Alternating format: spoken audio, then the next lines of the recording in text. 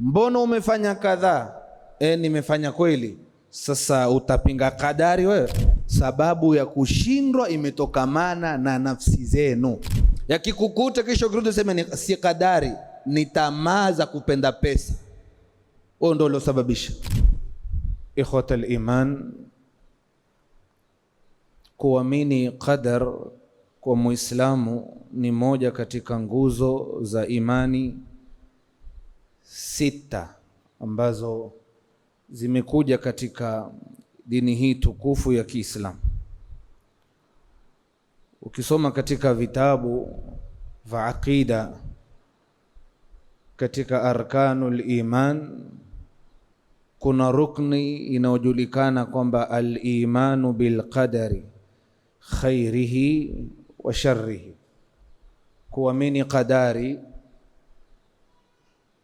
aliyoipanga Mwenyezi Mungu Subhanahu wa Ta'ala.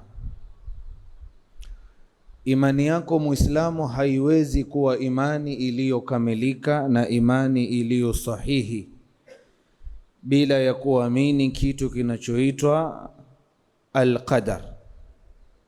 Hili ni jambo ambalo hapana budi kwa kila mwenye imani ya Kiislamu aamini kwamba kuna qadar Mwenyezi Mungu Subhanahu wa Ta'ala amezipanga, imma ni za kheri, katika mambo ya kheri, au katika mambo ambayo ni ya shari. Lakini imani hii inatakiwa ifahamike kupitia dini ilivyozungumza kutokamana na imani hii, ijulikaniwe ni kupi kuamini qadar kunakotakiwa, na mwenye kusingizia qadar kwa makosa anayoyafanya. Ni vitu viwili ambavyo vinatakiwa viangaziwe, japo mlango wa al-imanu bil qadar ni mlango ambao mpana na una vitu vingi unavyotakiwa kufahamika. Lakini nimependa katika Ijumaa ya leo nifikishe ujumbe kwa Waislamu kwenye kadhia hii, kwa sababu ya kuona wengi wetu tunaelewa makosa katika masala ya kuamini qadari. Ningependa mupulike vizuri sana, kwa sababu haya ni maradhi yetu sisi. Wengi wetu tumeteleza katika mlango wa al-imanu bil qadari. Ndugu zangu katika iman, kuamini qadar ni kuamini kwamba kila linalotokea katika ulimwengu huu linatokea kwa mipango ya Mwenyezi Mungu Subhanahu wa Ta'ala. Narudia tena Waislamu, ningependa hii khutba isikilizwe kwa makini, kwa sababu tutazungumza masala ambayo yameenea katika mujtama kwenye nukta inayofungamana na kuamini qadari. Qadari imekuwa ni mlango wa kila Muislamu kwa analolifanya. Mbona umefanya hivi? Ni qadar. Mbona wewe wafanya jambo fulani? Ni qadar. Kwa nini kulitokea jambo fulani? Ni qadar. Sasa hivi ni kweli kila jambo tunalokosea na kila jambo tunalolifanya kisingizio huwa ni qadar? Ndiyo mada ya leo. Wanazuoni wakatuanzia na utangulizi kwa kusema inna kulla ma yaqa'u fil kauni fahuwa biqada'i llahi wa qadarihi, kila linalotokea katika ulimwengu huu linatokea kwa mipango na qadhaa yake na qadari yake Mwenyezi Mungu Subhanahu wa Ta'ala. Lakini Mwenyezi Mungu Subhanahu wa Ta'ala ja'ala lil'abdi iradatan wa ikhtiyaran, kamjalia mwanadamu ana khiari, ana cheguo na yeye, ana matakwa na yeye, ana mapendekezo yake ana uchaguzi wake anaoufanya katika moyo wake kwenye mambo. Walidhalika, kwa sababu hiyo, amarahu wa nahahu, Mungu kamwamrisha, kisha kwenye baadhi ya mambo kamkataza. Kwa nini? Kwa sababu anayo amri na anayo khiari na anayo uchaguo na anayo mashia na anayo matakwa yake kwenye jambo. Mungu kamwelekeza, haya ni mema fanya, haya ni maovu usifanye. Qala taala, Mungu athibitisha hilo, asema liman shaa minkum, atakaye katika nyinyi waja wangu, an yastaqim, atafanyeje? Atakaye aongoke, atakaye afuate barabara ya sawa, atakaye afuate yale niliyomwamrisha. Liman shaa minkum, atakaye katika nyinyi. Hapa Mungu anathibitisha ya kwamba mwanadamu ana mashia, ana matakwa, anakupenda jambo, anakuamua jambo, anakutaka kwenye nafsi yake kufanya jambo. Natumia maneno tofauti tofauti ili tuelewe tunachokizungumza hapa. Mungu akasema tena, wama tashauna illa an yasha Allahu, hamutotaka jambo liwe isipokuwa haliwi mpaka atake nani? Atake Mwenyezi Mungu. Kwenye aya hii Mwenyezi Mungu athbata lilabdi mashia, kathibitisha kwamba mja wake ana mashia, anakutaka pia yeye, lakinaha tahta mashiati llahi, isipokuwa kutaka kwake mwanadamu kuko chini ya kutaka kwa Mwenyezi Mungu. Kwa maana haliwi alitakalo mwanadamu mpaka liwe limepitishwa na nani? Na Mwenyezi Mungu Subhanahu wa Ta'ala. Mungu kasema tena, inna hadainahu sabila, hakika sisi tumemuongoza barabara mbili, barabara ambao ni ya sawa, tumemwelekeza barabara ya sawa na tukamkanya barabara ambao ni mbovu. Sasa mwanadamu baada ya kuelekezwa, uchaguzi ni wake, imma shakiran wa imma kafura. Yeye ndiye atachagua, imma atafuata barabara ambayo ni ya sawa, ama atafuata barabara ambayo sio. Wanazuoni wanasema, walau kana al-insanu majburan ala af'alihi lama sahha al-amru wan-nahyu, ingekuwa mwanadamu matendo anayoyafanya huyafanya kwa kulazimishwa, si kwa kutaka yeye, ingekuwa hakuna maana pa yeye pahali pa kuambiwa fanya na pahali pengine asiambiwe fanya, ingekuwa hakuna maana hiyo.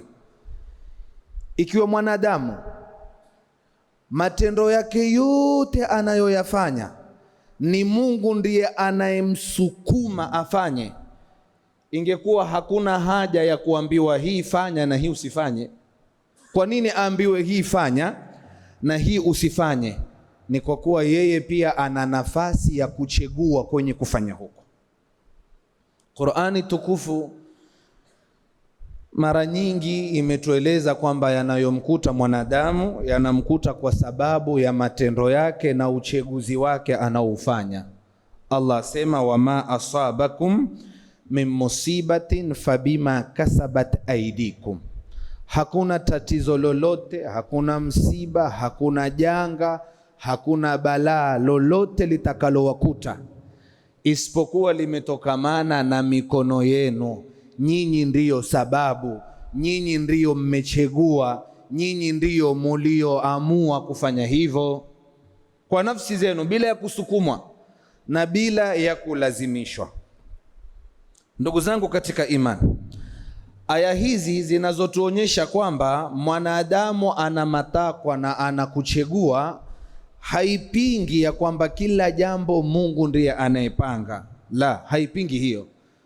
Kinachotakiwa kufahamika ni kwamba Mwenyezi Mungu Subhanahu wa Ta'ala kabainisha katika hizi aya ya kwamba ana asbab alizoziweka ambazo zitampelekea mwanadamu yeye achegue imma ni jambo zuri au ni jambo baya, na awe yeye atakuwa ni masul mbele ya Mwenyezi Mungu Subhanahu wa Ta'ala. Na hapa tutakwenda na Qur'ani na dalili ili tufikishe ujumbe kwa umma ya kwamba hii tabia ya kila jambo, usinilaumu bana, ilikuwa ni qadar, ilikuwa ishaandikwa. Mbona umefanya kadhaa? Nimefanya kweli. Sasa utapinga kadari wewe? Mbona wewe waoana wamuoa mwanamume mwenzako, ni kadari pia hiyo? Basi ni hatari, ni hatari. Basi walevi pia kunwa tembo kadari, waizi wakijepa usimtafute kumkata mkono wala kumtia tairi. Kwa sababu nini? Mungu ashaandika aibe ile iPhone 17. Mbona sasa mtafuta? Kishindo nenda ukaenda polisi pale, ukaenda ukaandikisha aliingia saa 8 za usiku. Muate jamani, ni kadari hiyo. Twendeni hivyo? Hapana, haiendi hivyo. Mambo yanaenda kwa mpangilio uliopangwa. Mimi nitawapa dalili katika Qur'ani tukufu, tena dalili ambayo ilitokezea kwa wema waliotangulia, watasisi wema waliotangulia katika vita vya Uhud. Hii ni dalili kubwa kushinda zote zilizobakia. Ukitaka kuelewa kwamba wewe pia una lawama, wewe pia una makosa kwa anayokufika, kisome kisa kilichotokea kwenye vita vya Uhud. Mtume sallallahu alayhi wasallam kaeka watu 50, ndugu zangu, kaweka juu ya jabali, wale sharpshooter wale, kisha kawaambia musishuke kwenye jabali hilo, tushinde ama tushindwe. Mmesikia? Mmesikia jamani?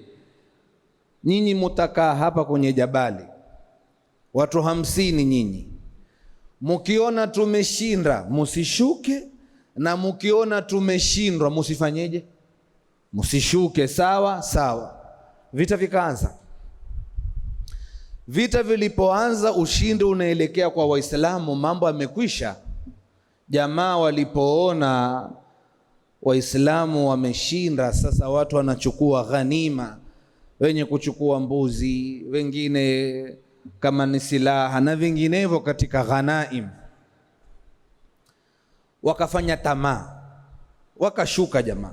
Kiongozi akamwambia, jamani, msikhalifu amri ya Mtume sallallahu alayhi wasallam aliyoitoa ya kwamba msiliwache jabali, tushindwe ama tushinde. Wakamwambia, lakini kwisha, yani hata sawa, lakini kwisha, watu tushamaliza, twendeni watu wafaidika kule. Na sisi tumeketi kwenye majabali tu hapa, watu watukua ghanima kule, mambuzi na wengineo. Twendeni bana jamani, musishuke jamani, amri ya Mtume musikhalifu. Hawakusikia. Wakafanyeje? Wakashuka. Hapa tuzungumza maswahaba wako na Mtume, hatuzungumzi Waislamu wa sasa, tuzungumza maswahaba za Mtume. Waliposhuka, Khalid ibn al-Walid anatizama ile picture, akawaambia, jamaa hawa washacheza blanda. Sasa sisi tuzungukeni kwenye lile jabali walilokuwa wamesimama. Khalid ilikuwa ni fundi wa vita, anajulikana kabla hajasilimu na baada ya kusilimu. Wakazungukiwa jamaa, wakatandikwa vizuri, mpaka Mtume sallallahu alayhi wasallam katolewa meno yake mawili ya juu na ya chini ya mbele. Ushindi ulipokosekana kwa Waislamu baada ya kufanya makosa yale, walishangaa. Mwenyezi Mungu kwenye Qur'ani sasa yuatohadithia, asema, awalamma asabatkum musibatun qad asabtum mithlaiha qultum anna hadha. Masahaba wakaanza kuuliza kwa kushangaa, imekuwaje? Kwani Kwa nini tumeshindwa? Vipi yani? Kivipi sisi Waislamu na imani zetu na mtume yuko pamoja na sisi Imekuwaje kuwaje? Sikiliza, Mwenyezi Mungu akawajipea nini? Mungu akamwambia, qul, waambie Muhammad umma wako, min indi anfusikum, sababu ya kushindwa imetokamana na nafsi zenu. Kwa sababu gani? Imetokamana na nafsi zenu kwa kuacha maamrisho ya mtume, mukae kwenye jabali, mukaenda mukafuata ghanima. Hiyo ndio sababu ya kushindwa kwenu. Fata'ammal ibadallah. Wanazoona nasema, hebu pulika vizuri na utaamali kwa makini. Pamoja na kwamba kullu shay'in biqada'i llahi, kila jambo ni Mungu ndo amepanga, illa, isipokuwa anna Allaha nasaba sababa ila ikhtiyarihim, Mungu kawategemezea wao sababu ya kushindwa. Liya'lama an-nas, ili watu wajue, annahum mas'uluna an a'malihim. Hakuwaambia hamujui mumeshindwa vipi, imekuwa nishapanga. Hakusema hivyo Mungu, ilikuwa nishapanga kwamba kwenye vita vya Uhud mutashindwa. Hakuwaambia hivyo. Pamoja na kwamba nimepanga, lakini mmefanya, mumesababisha kushindwa.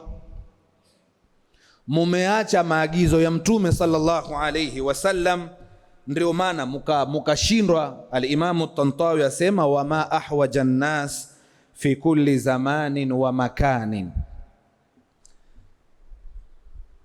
ila al-akhdhi bihadha ad-dars. Watu wanahitajia sana, ni haja kubwa iliyoje kwa watu wajifunze kutokamana na darsa hii tunayoipata katika kisa cha vita vya Uhud. Asema, fa inna kathiran minhum, wengi katika watu, yuqassiruna fi haqqi llahi, wanapunguza katika haki za Mola wao, wa fi haqqi anfusihim, na haki za nafsi zao, wa fi haqqi ghairihim, wala yubashiruna alasbab allati shara'aha Allahu lilusuli ila an-nasr, wala hawafuati watu barabara za kuwafikisha katika nusra na kuwafikisha kwenye mazuri na kuwafikisha kwenye kufaulu. Hawafuati watu. Fa idha asabatuhum, wakifikwa na janga kwa kuwacha kwao kufuata barabara ya Mungu, masahu uyubahum fil qada'i wal qadari, huja wakafuta madhambi yao kwa kusingizia kadari ya Mungu. Maneno ya kuandikwa kwa wino wa dhahabu. Mungu kaweka asbabu, Mungu kaweka barabara za kufuatwa ili mufike kwenye kuokoka. Mungu kaweka miongozo ili mufike kwenye kufaulu na kufanikiwa na kila jambo. Twaziacha hizo barabara na sababu alizotuwekea, tukafuata barabara zetu. Ukishafika mwisho kule ukagonga, ukiambiwa mvipi, wasema hiyo nini? Amotaka kujibu kwa sababu ni ugonjwa wetu, ni kadari ya Mungu hiyo. Mungu alikuwa ashapanga? La, Mungu amepanga, lakini akakuwekea na wewe asbab na njia za kufuata. Kwa mfano, rajulun qila lahu la tusharik fulan fi tijara, mtu amepewa nasaha, usishikamane na fulani kwenye biashara, ubwana ntapeli, ubwana mwizi, huyu bwana amenyang'anya watu, siye huyo, sitie pesa zako, usishirikiane naye. Sumumbukumun, hukusikia ukazipeana pesa. Sasa ukirudi sasa ushatepeliwa, uanze kulia, ukiambiwa uliambiwa wewe, wajua pia, wajua tusilalamike sana, kuna na qadar. Wewe nduko, ni duko, uliambiwa usifanye biashara na fulani, hukusikia. Sasa sema ilikuwa ni kadari kweli, lakini ni uzembe wangu pia, niliambiwa nikajitia hamnazo. Sawa, mifano tutaelewa tu. Wa mithalun akhar, mfano wa pili, rajulun asra'a bisayaratihi, yuko highway huko, kapeleka spidi 100 na Baba, usipeleke hivyo, hii barabara ni hatari, ajali utokezea sana huku. Usipeleke gari mbio, takuonesha watu, manake ni hodari, manake udereva wake yeye ni mkubwa sana, ana experience. Barabara mimi unajua ni kazi umefanya siku zote sawa, lakini punguza hiyo spidi, mara dakika 5 mbele tumepinduka sote.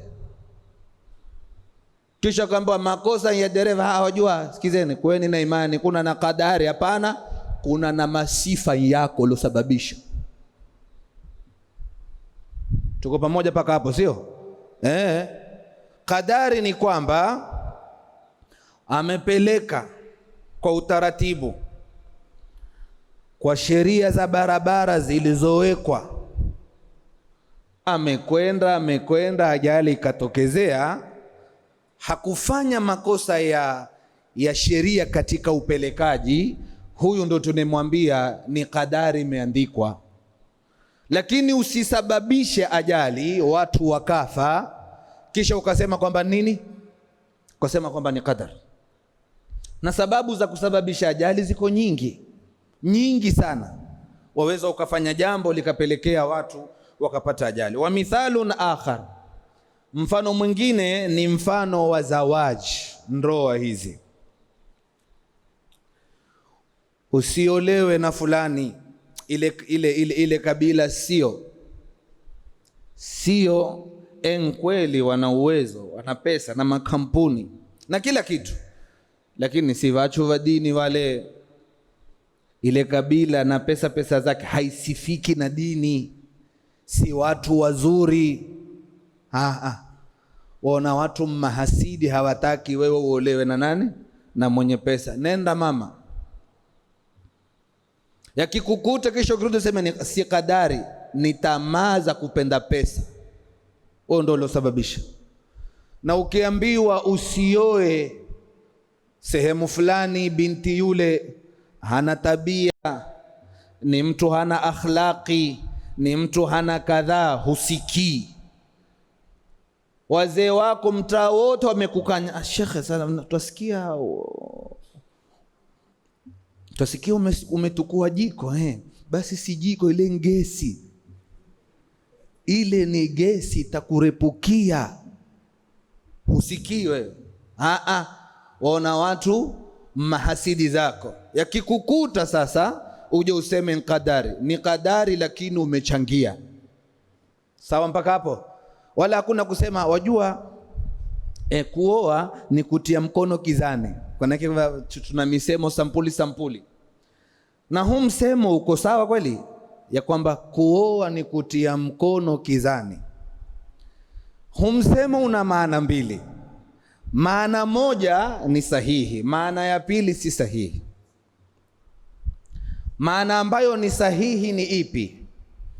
Ni kwamba ufuate barabara ulizowekewa na dini yako kwenye kuchagua mume.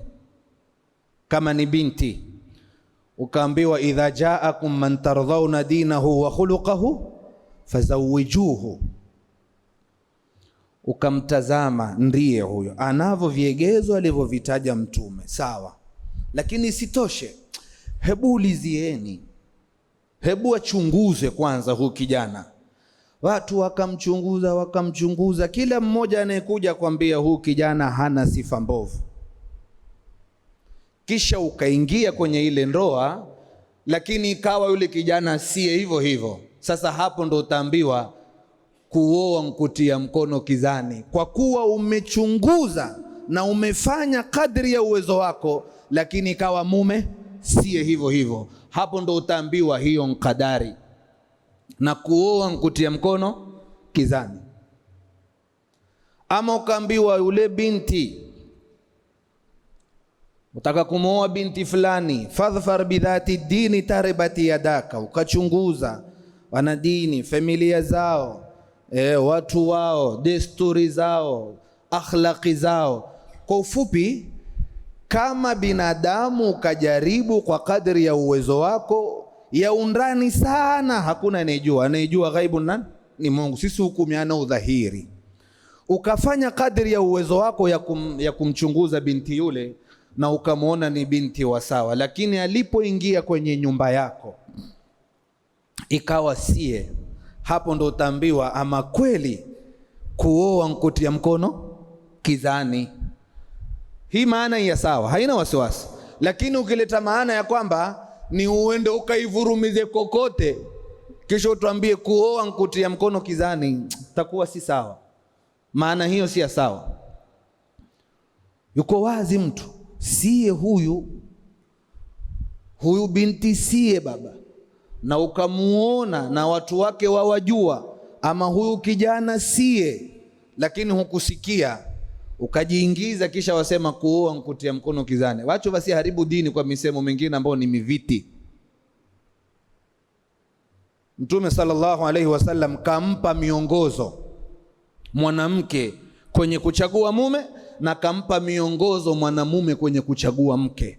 Atakayefuata miongozo hiyo kwenye kuchagua mume akakuta vile vile bado amepata misukosuko na mume aliyemchagua sie, huyu tutajua ni kadari ya Mungu.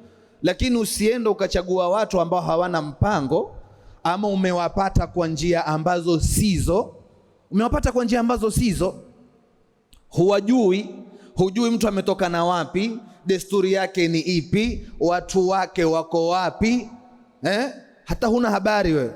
Umeona tu, umemwona ni handsome kama wanavyosema wenyewe na ana pesa, basi khalas ukajivurumiza, kisha ukasingizia kadari. Si kadari, umeyataka mwenyewe. Na upande wa mume ni hivyo hivyo. Tumefahamiana Waislamu. Mfano wa mwisho ni kwenye ulezi. Ulezi, ndugu zangu, ni kitu ambacho cha msingi sana. Tunatakiwa sisi kama wazazi tusimame kama wazazi kulelea watoto wetu kwa maadili. Lakini kuna kutokezea mipango ya Mungu, watoto ukawalelea inavyotakiwa na bado watakwenda njia ambazo sizo. Hapa tutasema ni kadari ya Mungu. Lakini ninachotaka kuambia wazazi wenzangu ni kwamba tusizembee kwenye ulezi. Ukatupa damu yako, ushazalisha. Manake sisi wanaume tu mahodari, huona uume nkuzaa watoto wengi bila kuangalia. Huo sio uume bwana. Afadhali uwe na huyu mmoja, lakini umesimama kama baba, uangalia familia yako. Na tuko sisi hapa waume, ndio sisi hapa tunaofanya hayo mambo, huzalisha tu huyu babake na yule. Yaani sio malengo hayo ya ndoa baba. Hukuambiwa wewe huzaa tu kama kuku na usimamii kitu bwana. Tumeelewana Waislamu? Umetupa familia yako, ama hujaitupa uko nayo, lakini ukawalelea kwa maadili ambayo sio. Uko nyumbani, uraibu wote ni wako hapo, nyimbo zote nzako, swala huswali. Mtoto akishika barabara ya baba, jirani akikwambia ndugu yangu, hii sivyo hivi, watoto mbona walelea watoto? Sikiza kwambie, mwenye kumuongoza mtu ni Mungu. Sasa yuaja manake ni sahaba kufanya makosa. Yule mwanae kuharibika hakufanya blanda zozote. Sasa yuaja kutaja kadari. Na usione hivi, Mungu aweza kumuongoza huyu wangu, Mungu mwenyewe kadari zake. Mruvu Mungu alivyomkadiria.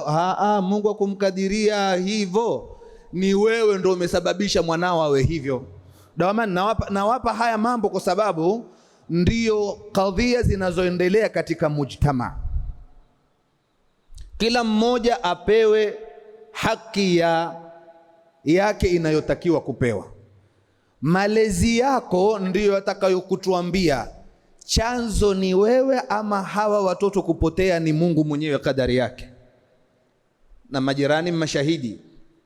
Kuna majirani anaweza kukwambia, wallahi yule kijana maskini ana nini, namsikitikia kwa sababu yule kijana familia yake ni watu wa dini, baba yao mashallah 5 salawat, baba yao amewalelea kwa heshima na adabu, baba yao amewasomesha. Yule binti babake hataki ujinga, hakuingii wanaume pale, wala hakutoki warembo bila mpango. Shafahamu? Yale maelezo ya watu kuhusiana na malezi yako ndio atakokutuambia basi wale watoto vile walivyo. Ile ni kadari ya nani? Kadari ya Mungu. Mzazi amecheza pati yake kama mzazi, lakini hii kadari ibakishwe kwa huyo peke yake. Isiwe tukikuangalia we pia mwingine umefanya vurumai, umelelea watoto ndivyo sivyo, wakipotea ukasingizia nini? Ukasingizia kadari. Huu ni ujumbe ambao natakiwa kila Muislamu autia kilini, na tuwateni kila kitu ni kadari, ni kadar. Kuna ambao ni ya kadar na kuna mengi tunaochangia ni sisi kama wazazi, na kwenye mifano mingine ambayo mengi yaliyobakia. Umar bin al-Khattab radhiyallahu anhu alirudi kutoka Sham kwa sababu ya ugonjwa unaoitwa at-ta'un. Aliporudi akaulizwa, atafiru min qadari llahi ya Umar, wakimbia kadari ya Mungu wewe? Mbona wakimbia kadari ya Mungu? Akawajibu, naam, nafiru min qadari llahi ila qadari llahi, twakimbia kutoka kwenye kadari ya Mungu ambako kuna hayo maradhi, tumekuja kwenye kukimbia sehemu kwa kadari ya Mungu pia ambapo hakuna maradhi. Ina maana hutoniambia mimi nikae pahali kuna maradhi nisijilinde, nisikimbie, nisichukue tahadhari kwa kuwa Mwenyezi Mungu amefanyaje? Amekadiria. La. Mtume sallallahu alayhi wasallam asema, ihris ala ma yanfa'uk, kuwa na pupa kufanya atakayokunufaisha, wasta'in billahi, taka msaada kwa Mola wako. Kisha ukitokewa na jambo usiseme afadhali ningefanya hivi isingekuwa hivi, bali sema qaddarallahu wa ma shaa faala, lakini onesha kwamba umeyataka mema. Mungu ndio hakufanyaje? Hakukupangia. Lakini tusionyeshe twayataka maovu kisha baadaye tukajitoa tukasema ya kwamba ni Mwenyezi Mungu Subhanahu wa Ta'ala ndiye aliyeandika. Na katika hadithi nyingine alikuja bwana mmoja kwa Mtume sallallahu alayhi wasallam akamwambia, ya Rasulullah, ngamia wangu huyu nimfunge kisha nitawakkal, ama nimuache aende kisha nitawakkal, Mungu atamwangalia? Mtume akamwambia, la, iqilha wa tawakkal, kwanza mfunge kisha ndio ufanye utawakkal, yani fanya sababu kisha tawakkal kwa Mungu. Hata kwenye kula pia na kwenye riziki, usiketi nyumbani hakuteremki mifuko ya sima kutoka mbinguni. Ni utoke utafute kazi, upambane, utafute vibarua, Mungu akukadirie katika kule kwenda mbio kwako, akupe riziki. Hii ndio maana ya halisi ya kuelewa qadar. Hili la kutoa sababu ya qadar, ndugu zangu katika iman, Mwenyezi Mungu Subhanahu wa Ta'ala ameifanya ni sifa ya washirikina. Maanake washirikina ndio kazi yao, walimwambia Mwenyezi Mungu, lau shaa Allahu ma ashrakna wala abauna wala haramna min shay, lau Mungu angetaka tusingemshirikisha, hata baba zetu asingemshirikisha. Yani manake huu ushirikina wetu wa kuabudu masanamu anayetaka nani? Ni Mungu. Hii ni sifa ya watu waovu, kila wanalolifanya wanasingizia qadar. Ndugu zangu katika iman, futa hizi fikra na hii tabia ya kila jambo kusingizia qadar. Nikimaliza na kisa cha Umar bin al-Khattab radhiyallahu anhu. Aletwa mwizi kwa Umar. Alipoletwa pale, Umar katoa amri akatwe mkono. Faqala, akamwambia Umar, wallahi na apa kwa Mungu, ma sariqtu illa biqadari llahi, mimi kuiba kwangu si kuiba isipokuwa ni Mungu amefanyaje? Ameniandikia niibe. Umar radhiallahu akamwambia, naam, wa nahnu naqta'uka wa nahnu la naqta'uka illa biqadari llahi, na sisi hatukukati mkono isipokuwa ni qadar Mungu amepanga. Yani kiwa wewe umeiba ni qadar, na sisi tukukata mkono pia nini? Ni qadar, ili kumuonesha ya kwamba si kila jambo watu wasingizie qadar. Na Waislamu wameingia katika maafa mengi kwa kutaka wenyewe nafsi zao na kuchagua wenyewe barabara hizo, lakini hawataki kujiambia ni sisi sababu watatuongoke tuwate. Wanasingizia kwamba kila linalotokea kuwa ni nini? Kuwa ni qadar.